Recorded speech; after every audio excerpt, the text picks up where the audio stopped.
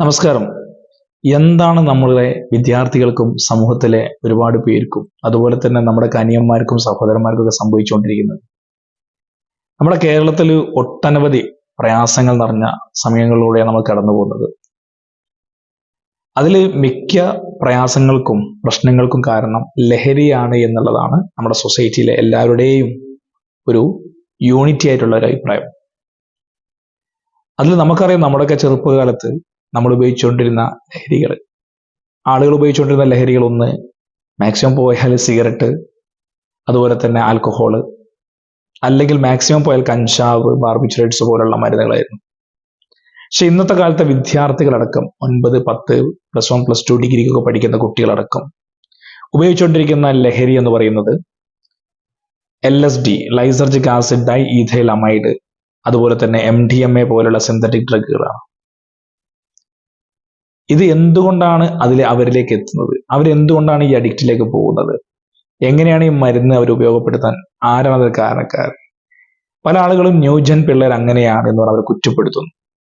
ഒരിക്കലും അവരെ കുറ്റപ്പെടുത്താൻ കഴിയില്ല. കാരണം അവരതിലേക്ക് വഴിതെറ്റി പോകാനോ വഴി മാറിപ്പോകാനോ സൊസൈറ്റിയും ഒരു മുഖ്യ കാരണക്കാരൻ തന്നെയാണ്. സമൂഹം അവരെ അതിലേക്ക് എത്തിക്കുകയാണ് ചെയ്യുക. അപ്പൊ എന്താണ് MDMA? ഈ കുറ്റകൃത്യത്തിലേക്ക് പോകാനുള്ള കാരണങ്ങൾ എന്താണ്? ഇവിടെ നടക്കുന്ന പല ക്രൈമിന്റെയും പുറകിൽ ഇങ്ങനത്തെ മാരകമായ ലഹരിയുടെ പിൻബലമുണ്ട്. ഒരു മോഷണമായാൽ ആ മോഷണത്തിന്റെ സാമ്പത്തിക സ്രോതസ് നോക്കിയാൽ, ആ മോഷണം എന്തിനു വേണ്ടിയാണെന്ന് നോക്കിയാൽ, ഒരു കൊലപാതകം ചെയ്താൽ അതിന് എന്ത് വേണ്ടിയാന്ന് നോക്കിക്കഴിഞ്ഞാൽ എല്ലാം ഒരു ലഹരിയുടെ ഒരു ചെറിയൊരു മണം അതിൽ വരുന്നുണ്ട്. അപ്പൊ ഇന്ന് വീഡിയോ ചെയ്യുന്നത് MDMA കുറിച്ച് കുറച്ച് കാര്യങ്ങൾ പറയാൻ വേണ്ടി മാത്രമാണ്. അപ്പൊ ഈ വീഡിയോ കാണുന്ന നിങ്ങളും നിങ്ങളുടെ കൂട്ടുകാരും വിദ്യാർത്ഥികളും അവരോട് പറഞ്ഞു കൊടുക്കുക, MDMAക്ക് അടിമകളാവരുത്, അതിലേക്ക് ടേസ്റ്റ് ചെയ്യാൻ പോലും പോകരുത്. കാരണം തിരിച്ചുവരവ് ഒരിക്കലും സാധ്യമല്ലാത്ത ഒരു ഡ്രഗാണ്. അതിന്റെ ക്ലിനിക്കൽ വശങ്ങളും മറ്റുള്ള കാര്യങ്ങൾ പറയാൻ വേണ്ടിയാണ് ഈ വീഡിയോ ചെയ്യുന്നത്. മാക്സിമം ഈ വീഡിയോ കാണുന്ന നിങ്ങൾ ഒരു പ്രതിജ്ഞ എടുക്കുക. ഞാനും എൻ്റെ കൂട്ടുകാരും ഞാൻ അറിയുന്ന ആളുകളും ഇങ്ങനത്തെ ലഹരികൾ ഉപയോഗിക്കില്ല എന്ന് ദൃഢപ്രതിജ്ഞ എടുക്കുക. നമ്മൾ നമ്മുടെ നാടിനും വീടിനും കുടുംബക്കാർക്കും വേണ്ടി ജീവിക്കുക. നമ്മുടെ ലഹരി അതാവണം എന്ന് ഉറപ്പിച്ച് മനസ്സിൽ ഓരോരുത്തരും സ്വയം നന്നായാൽ തന്നെ ഒരുവിധം നമ്മുടെ സൊസൈറ്റി നമുക്ക് മാറ്റിയെടുക്കാൻ പറ്റും. നമ്മുടെ സൊസൈറ്റി നല്ല അന്തസ്സോട് കൂടി ചിരിച്ചുകൊണ്ട് എല്ലാവരോടും ഇന്ററാക്ട് ചെയ്ത് എല്ലാവരും കൂട്ടുകൂടി നല്ലൊരു സമൂഹത്തിൽ നമ്മൾ ജീവിച്ച് മരിക്കുന്നത് വരെ നമുക്ക് അവരോടൊപ്പം നിൽക്കാൻ കഴിയണം. അപ്പം ആ ഒരു കാര്യത്തിന് വേണ്ടി ഞാൻ ഈ MDMA കുറിച്ച് കുറച്ച് കാര്യങ്ങൾ പറയുകയാണ്. അറിയാത്തവർക്ക് വേണ്ടിയിട്ട്, അല്ലെങ്കിൽ MDMA ഉപയോഗിക്കാൻ ചാൻസ് ഉള്ള ആളുകൾ, അല്ലെങ്കിൽ MDMA ഉപയോഗിക്കാൻ ആഗ്രഹിക്കുന്ന ആളുകളൊക്കെ നമ്മുടെ കൂട്ടത്തിലുണ്ടാവും. എന്താണ് MDMA എന്നുള്ള കാര്യം പറയാം. അപ്പോൾ അതിനു മുന്നേ LSD, നമുക്കറിയാം LSD lysergic acid dye ethyl amide.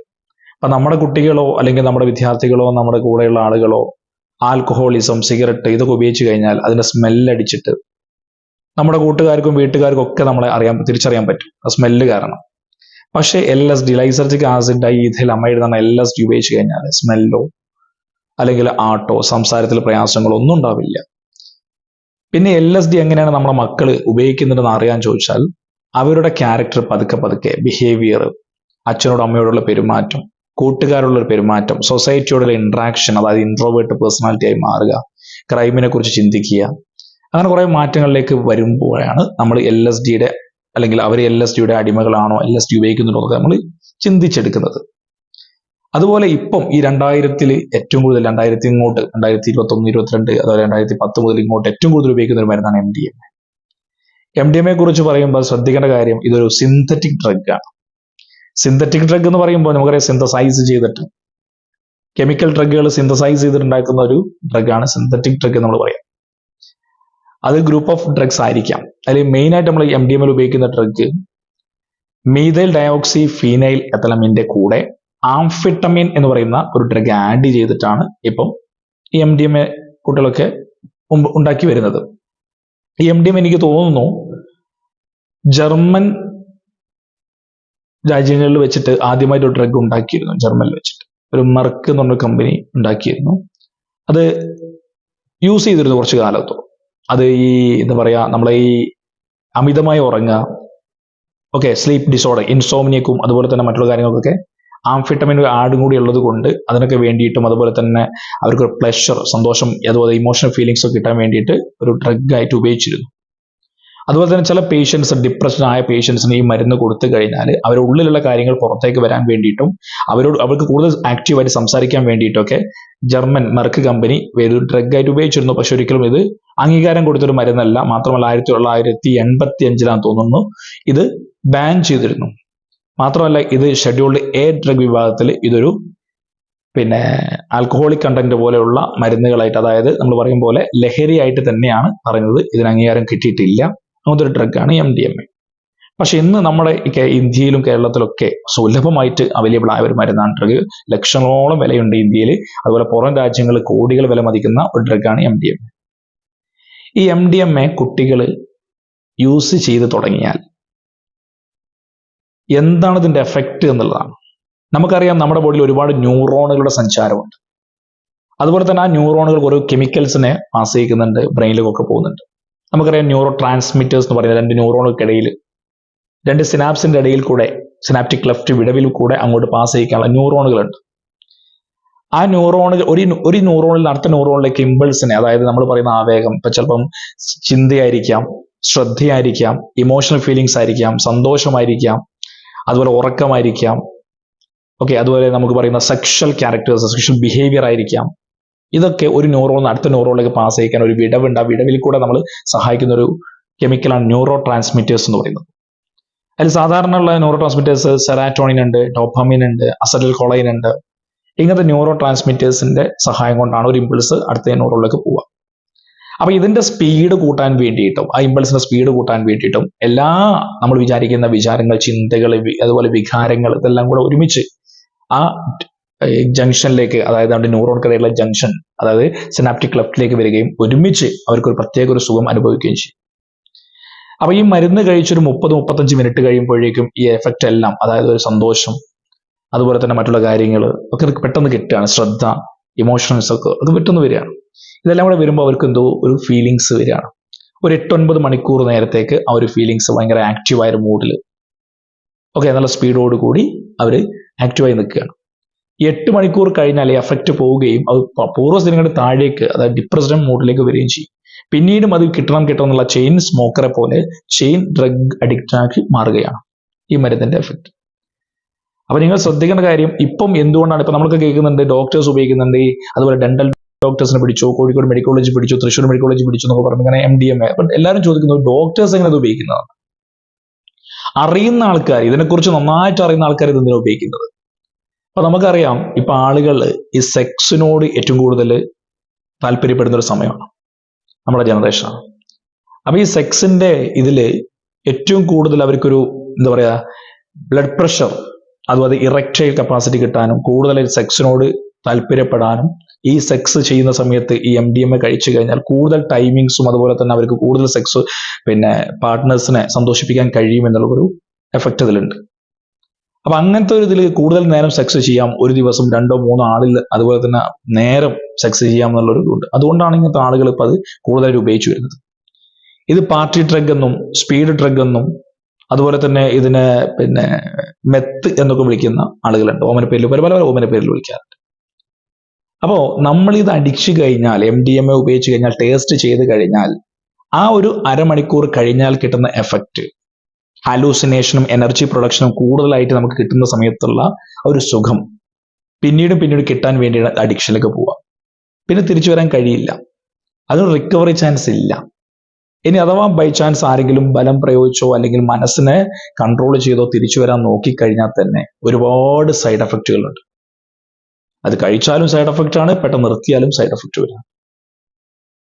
മാത്രമല്ല ഈ സെക്സിനോടുള്ള താല്പര്യം കൂടുതൽ വർദ്ധിപ്പിച്ചു കഴിഞ്ഞ് കുറച്ച് കഴിഞ്ഞ് ഉപയോഗിച്ചിട്ട് കിട്ടാതെ വന്ന പ്രശ്നമാണ്.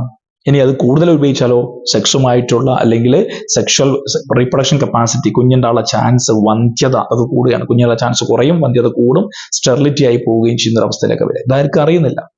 പല ആളുകൾക്ക് സ്ട്രോക്ക് വന്നിട്ടുണ്ട്, കാരണം ബ്ലഡ് പ്രഷർ കൂടുക.